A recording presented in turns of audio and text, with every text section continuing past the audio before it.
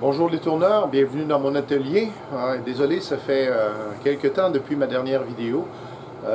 Été bien occupé et aussi préoccupé. J'ai pour règle personnelle de ne pas aller à mes outils lorsque la tête est préoccupée. Mais là, c'est derrière moi. Alors aujourd'hui, je fais la continuité de ma dernière vidéo qui est tournée en bois de travers. Donc, bois de travers, j'ai quelques pièces, donc voici ce que je vais tourner aujourd'hui. Ça va faire une assiette. Euh, je vous montre mes sélections, ce que je choisis de faire. On regarde ça. J'espère que les bruits avoisinants ne vous embêtent pas. Mon atelier est assez frais, le chauffage est en train de nous réchauffer. Euh, ma, Mon choix pour la prise. Euh, je pourrais sans problème choisir la queue de cochon pour maintenir ma pièce, mais je ne le ferai pas parce que c'est une pièce de pain, c'est du bois mou. Et une meilleure stratégie, à mon avis, tout simplement le plateau de reprise que je vais fixer tout simplement à l'œil. Je m'enligne comme ça et on s'installe.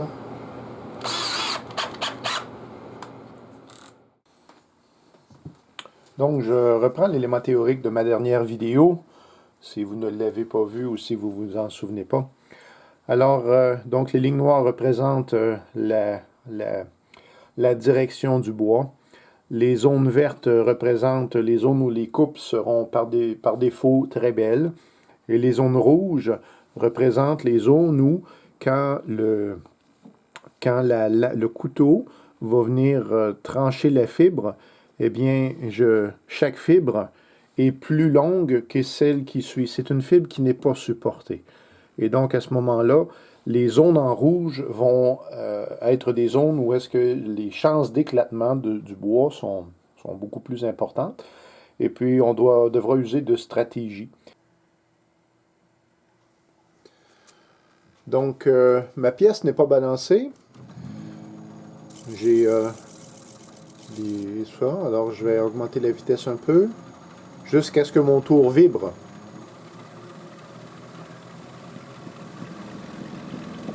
Trop vite. Et voilà. D'ailleurs, vous avez même vu l'image de la caméra vibrer. Donc,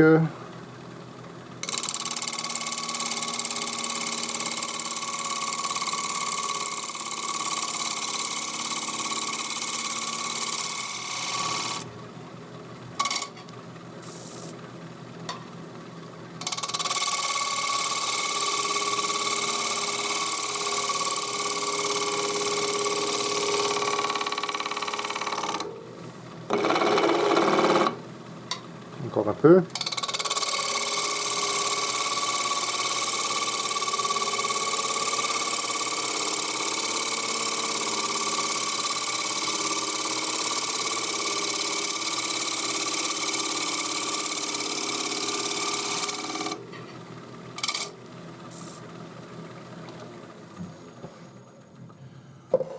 Voilà.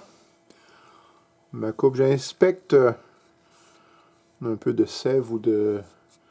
Peut-être c'est du pain, peut-être de la gomme, ça sera pas... Et bon, c'est assez bien. Alors, donc, la bonne façon de faire dans cette situation-là, avec notre gouge, est de partir du centre et d'aller vers l'extérieur. Si je fais l'inverse, si je pars de l'extérieur et que je m'en vais vers l'intérieur, on va arracher du bois. Autre détail aussi, vous allez certainement me voir, je vais juste vous reculer un petit peu. Vous allez probablement à l'occasion me voir où je vais monter ma gouge comme ça. Et la raison pour laquelle je fais ça, c'est pour justement que le tranchant de mon outil soit en angle par rapport à ma fibre. Et ça donne encore une meilleure coupe. Donc, je vais faire une coupe appropriée pour avoir une belle surface.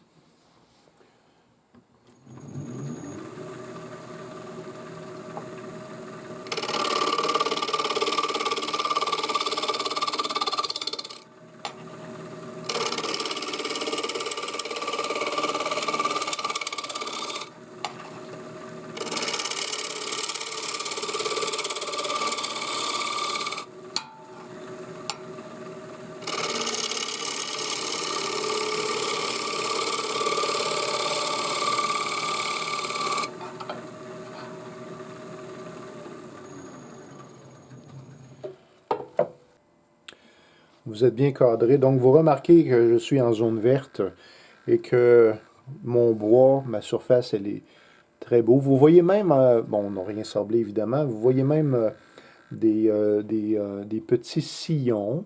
Si je vais dans la zone rouge, vous remarquez la surface change un peu justement. Mais c'est encore très bien. Au sablage, on n'aurait pas de problème à faire partir ça. La zone verte, évidemment, tout va bien. Et en zone rouge ici, c'est encore vraiment bien. Là, maintenant, je vais faire l'inverse. Ce que je vais faire, c'est qu'avec ma gouge, je vais partir de l'extérieur et m'en aller vers le centre. Et on regarde ce que ça donne.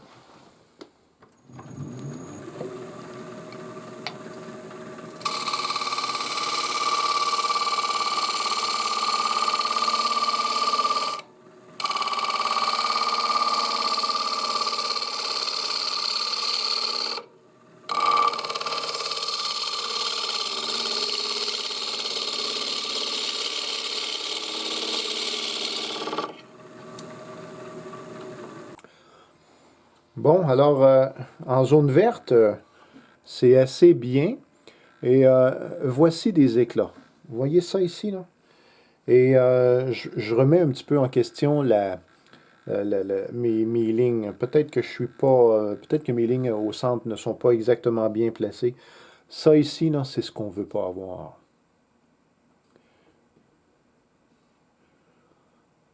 Ici, encore un peu. Donc, ma démonstration n'est pas super concluante. Je me réessaye. Je le refais.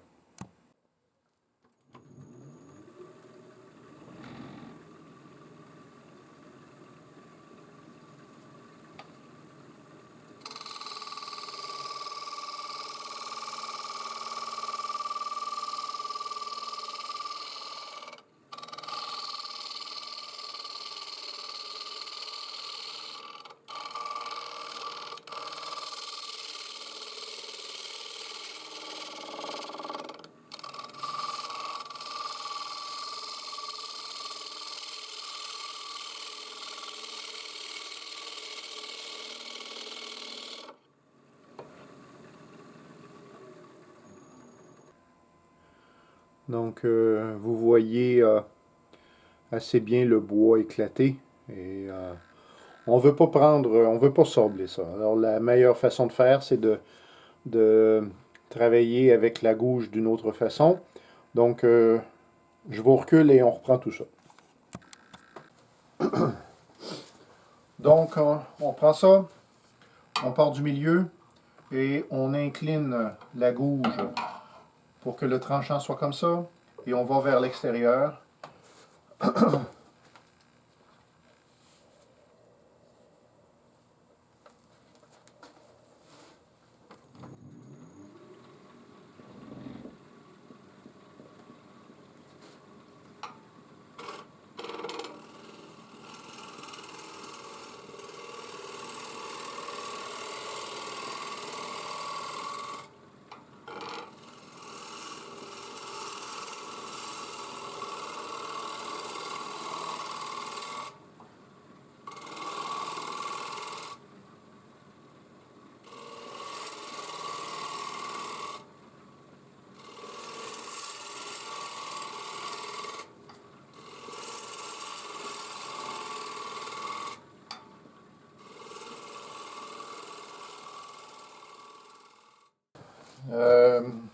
Cette pièce de bois ici, là, c'est plein de gomme et mon outil se salit. Je vais changer ma pièce et on va faire une assiette maintenant dans une pièce qui sera plus agréable. Donc, voici ma nouvelle pièce de bois montée toujours sur le plateau de reprise, arrondie ici, et vous voyez ici mon mandrin. Ce que vous regardez ici, c'est le dessous de l'assiette, et ma décision, c'est de me faire une mortaise. Lorsque je vais tourner l'assiette, je vais utiliser mon mandrin en mode expansion, c'est-à-dire que les mâchoires, je vais les ouvrir jusqu'à temps qu'on soit bien coincé. Pour dessiner ma prise, je l'ai peut-être déjà mentionné dans une autre vidéo, je m'en souviens plus. présente mon petit crayon magique. Alors, c'est un crayon de construction que j'ai coupé à peu près à la longueur du petit baril ici. Et après quelques mesures et tout ça, j'ai collé en dessous un bâtonnet à café. Et si j'avais un tenon à faire, c'est-à-dire une pièce qui va être prise en mort par les mâchoires, eh bien, ça est la bonne dimension pour un tenon. Mais là, je vais faire une mortaise, donc je vais être en extension. Eh bien, sur l'autre côté de mon crayon, même phénomène, j'ai pris quelques mesures, quelques essais, et quand je m'accote ici, et voilà, c'est la dimension que je dois respecter pour être capable de prendre ma pièce de bois en expansion. Alors, évidemment, la distance entre les deux lignes vous donne l'épaisseur de mes mâchoires.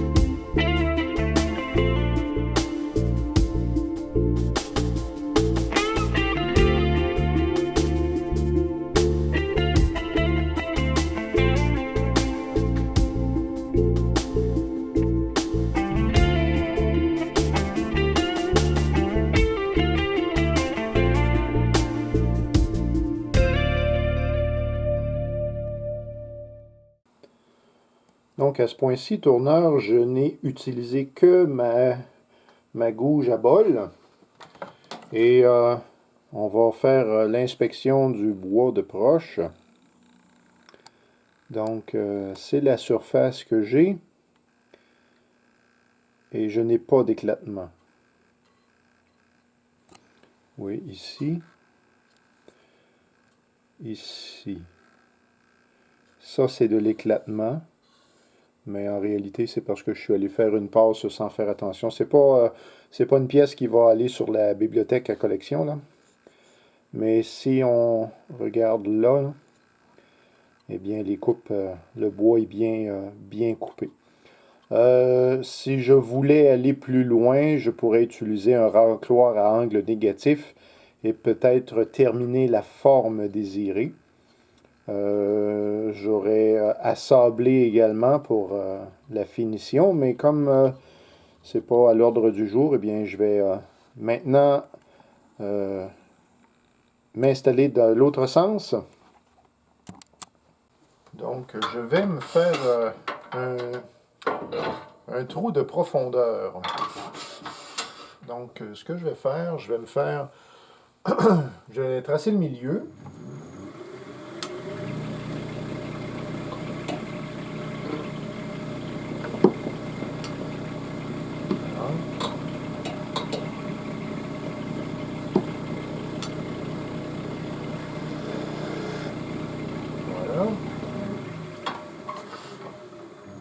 Voici une mèche régulière que j'ai coupée. J'ai tourné un manche. Vous ne voyez pas bien, mais bon. Alors à l'œil, je vais mettre un aimant sur ce qui semble être une profondeur intéressante. Je vais ralentir la vitesse et je vais percer.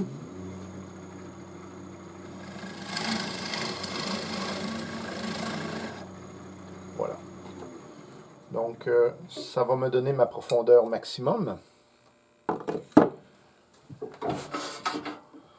Donc, encore avec la gauge à bol, on va y vider. Faites à noter, lorsqu'on est vide, c'est peut-être plus rapide lorsqu'on va comme ça et c'est sans conséquence pour le bois qui est éclaté parce que on va toujours enlever et enlever et enlever. C'est lorsque je vais m'approcher de ma dimension finale que je vais raffiner mes stratégies, que je vais probablement aller en tirant vers moi pour avoir le moins d'éclatement possible. Donc, on fait ça.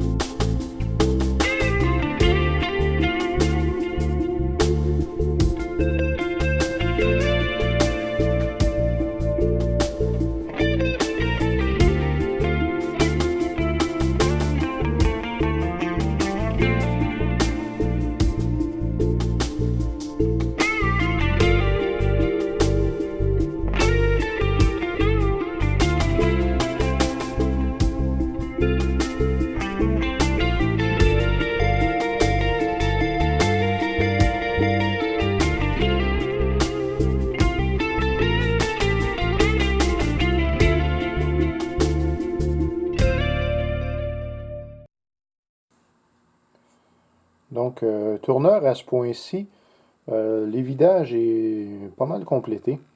Vous voyez tout à fait à droite une ligne, c'est mon outil. J'étais mal positionné et mon outil a frotté dans le fond. Donc, comme c'est un beau mou, ça a remarqué. Ce qui reste à faire maintenant, c'est de finir avec mon racloir à angle négatif. Donc, je vais vous montrer ça. Donc, mon racloir à angle négatif est un racloir que j'ai modifié moi-même. Angle négatif, vous voyez, comme ça. C'est donc que le tranchant est à angle différent. Ça permet une coupe beaucoup plus douce, beaucoup moins agressive. Je mets mon masque à poussière et on y va tranquillement.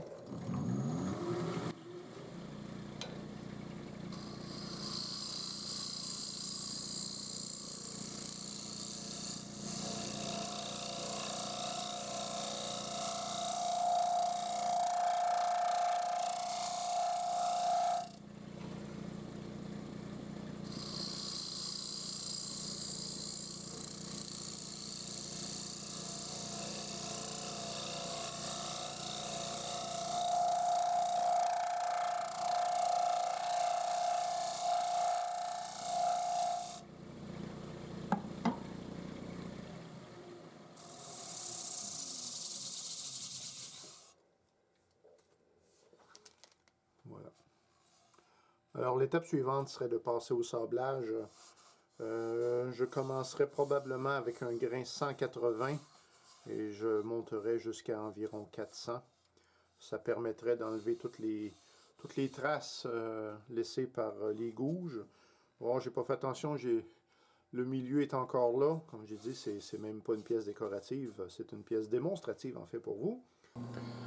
Intéressant de voir que juste presque 2 assiettes peuvent nous donner tellement de copeaux. Je reste impressionné à chaque fois. Donc, à ce point-ci, tourneur, je parle des 3 situations de bois. En fait, ce que je veux communiquer pour ceux qui commencent. On a fait une section sur le bois de fil, le bois de travers et le bout de grain, creusage en bout de grain. Donc, les 3 étapes ont été couvertes dans mes vidéos. C'est pas déterminé encore ce qui s'en vient. J'ai quelques idées. Si ma vidéo d'aujourd'hui vous a été utile, s'il vous plaît, faites-moi signe. J'apprécie. Certains laissent des commentaires que j'apprécie également.